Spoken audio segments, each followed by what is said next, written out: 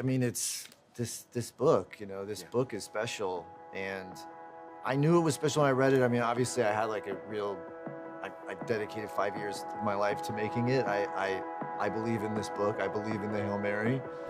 Ok, cette phrase, c'est exactement la raison pour laquelle je fais cette vidéo.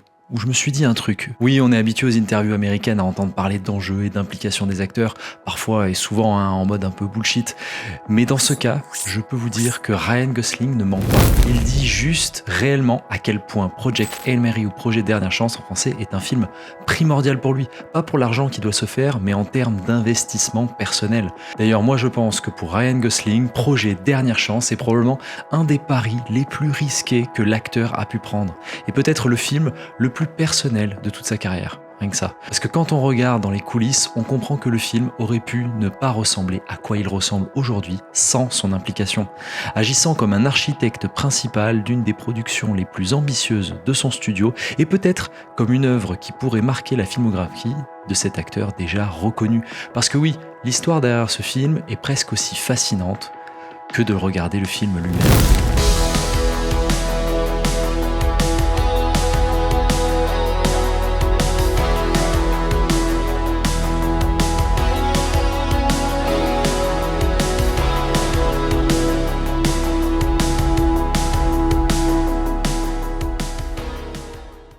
Pour comprendre pourquoi ce film est particulier, il faut revenir au tout début. Si on revient à la base de la base, Andy Weir, même si de nom ne connaît peut-être pas, il y a de grandes chances que vous connaissiez déjà une de ces histoires.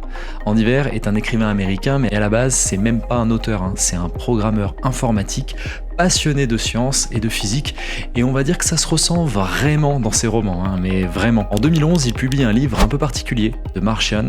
Le roman est tellement populaire que Hollywood s'en empare. Résultat, vous connaissez probablement, Ridley Scott a fait un film, Seul sur Mars, avec Matt Damon, et bim, 7 nominations aux Oscars quand même. Ce qui distingue Andy Weir dans la science-fiction, c'est sa manière d'écrire. Chez lui, la science n'est pas juste un décor, elle est le moteur de l'histoire, chaque problème doit être résolu avec de la logique, des maths, de la physique. Et c'est exactement cette approche qui rend ses récits à la fois spectaculaires et incroyablement crédibles. Vraiment, moi je me suis régalé à lire Seul sur Mars à l'époque, et je me régale actuellement à lire Projet Dernière Chance. Enfin bref, Ryan Gosling, lui à cette époque, voit le succès et la qualité d'écriture du type. Mars 2020 s'engage le début d'une longue aventure pour Ryan Gosling. En effet, avant même la publication du roman d'Andy Weir, Gosling à l'époque il a reçu le manuscrit original et il a été immédiatement submergé par l'histoire. Plus particulièrement la double nature de l'histoire. C'est à la fois un thriller haletant et poignant, mais aussi hilarant. Oui, c'est très très drôle ce récit. Il s'est alors personnellement investi pour que le studio à l'époque, la MGM, acquiert les droits du projet, avant même sa publication en livre, pour environ 3 millions de dollars, avec lui-même un rattaché comme acteur principal et producteur via sa société General Admission. En tant que producteur, Gosling, il a personnellement orchestré le recrutement de ce qu'on peut appeler la Dream Team créative. D'abord, il recrute Phil Lord et Chris Miller. Il a convaincu le duo de réalisateurs de revenir à la prise de vue réelle et produire le film, et c'est déjà sur le papier une idée de génie. Les mecs sont derrière parmi les meilleurs films de ces dernières années. Alors oui, essentiellement en animation, mais ces gars ont un sens du rythme et de l'innovation et de la mise en scène hors pair. Perso, dès que j'ai su que c'était eux qui étaient associés au projet, j'ai dit banco. Enfin, plus personne dit ça, mais moi je le dis. Il insiste pour que Drew Goddard, le scénariste de Seul sur Mars, adapte le livre, afin de conserver ce style de narration axé sur la compétence scientifique. Et alors à un moment, le projet a failli s'effondrer lors du rachat de la MGM par Amazon en 2022. Il est resté impliqué pour maintenir l'équipe et la vision du film intacte. Il aide donc à maintenir la stabilité du projet malgré des enjeux financiers complexes, notamment lors de la crise du Covid. J'ai très vite vu que Ryan Gosling est décrit dans tous les articles comme étant au cœur du projet depuis mars 2020. Ouais, ça fait quand même un petit bout de temps. L'implication est décrite comme pilier central de la production depuis plus de 5 ans. Et ce n'est pas n'importe quel enjeu, parce que comme j'ai dit au début, le budget de la production est estimé à plus de 150 millions de dollars, voire dans des rapports plus récents qui commencent à sortir, on parle d'un budget de production brut aux alentours de 200 millions de dollars. C'est vraiment un pari majeur pour Amazon, MGM Studios, nécessitant une performance mondiale donc solide pour assurer sa rentabilité. Et donc niveau challenge financier, on peut dire qu'il met la barre déjà assez haute. Mais ce n'est pas tout. Alors pour tous ceux qui ne connaissent pas ce dont parle le projet Dernière Chance, je vous le résume assez vite, ça raconte l'histoire de Ryan Grace, un professeur de sciences qui se réveille seul dans un vaisseau spatial à des années-lumière de la Terre, sans souvenir de son passé. Il doit déchiffrer son rôle dans une mission cruciale pour sauver l'humanité. Alors moi j'ai pas encore vu le film au moment où j'écris cette vidéo, mais ce que je peux vous dire c'est que l'histoire elle est vraiment passionnante et dense. C'est un film avec une ambition clairement assumée et qui a nécessité des défis techniques assez extrêmes. Déjà pour Ryan Gosling, quand il adapte ce livre Hard SF, il tient à tout prix à ce que le sujet soit traité comme tel. Et afin de s'assurer du réalisme physique et scientifique, la production a travaillé avec la NASA Jet Propulsion Laboratory et Gosling s'est entraîné avec l'astronaute de la NASA, Kjell Lindgren, pour comprendre la réalité psychologique et physique des vols spatiaux. Cette collaboration a permis de garantir d'ailleurs la représentation fidèle des vols spatiaux de longue durée et des effets des médicaments d'hibernation notamment et des mécanismes de sortie extravéhiculaire.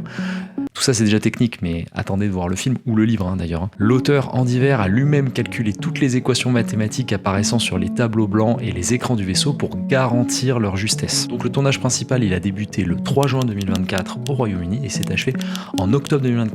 Et on peut dire que sur le tournage, du coup, il y avait du boulot. L'histoire comporte de nombreux passages où la science est extrêmement rigoureuse, c'est de la science-fiction ultra réaliste. Lors des passages de l'apesanteur à la gravité, le vaisseau spatial doit pivoter et lorsqu'on pivote, son orientation change. S'il est horizontal, il est maintenant orienté longitudinalement. Le tournage a donc nécessité des prouesses d'ingénierie. Certains décors ont été physiquement pivotés à 90 degrés pour simuler le passage de l'apesanteur et la gravité rotative, un processus technique qui imposait parfois 6 semaines de pause entre les scènes. C'est quand même assez long. Bon, et Ryan Gosling, il veut tellement réussir quelque chose de grand qu'il se dit quitte à avoir déjà pris parmi les plus grands réalisateurs actuels et le meilleur écrivain de hard SF contemporain, autant prendre un des plus grands directeurs de la photographie, je cite Greg Fraser, le gars derrière Dune, de Batman. Le plus fascinant concerne le personnage très particulier du film. Gosling, il a insisté pour qu'un des personnages principaux de l'histoire soit réalisé en effet pratique sur le plateau. Donc ceux qui ont lu le livre, globalement, ils savent bien de qui je parle. Rocky a été conçu par Neil Sklan et manipulé par le marionnettiste James Ortiz et une équipe de 5 personnes. De cette façon, Ryan Gosling a pu interagir réellement, permettant apparemment pas mal d'improvisation sur le plateau. Alors j'ai pas encore vu le film au moment où je réalise cette vidéo, mais une chose est certaine, ça vaudra le coup d'aller voir ce film dans la plus belle salle de cinéma.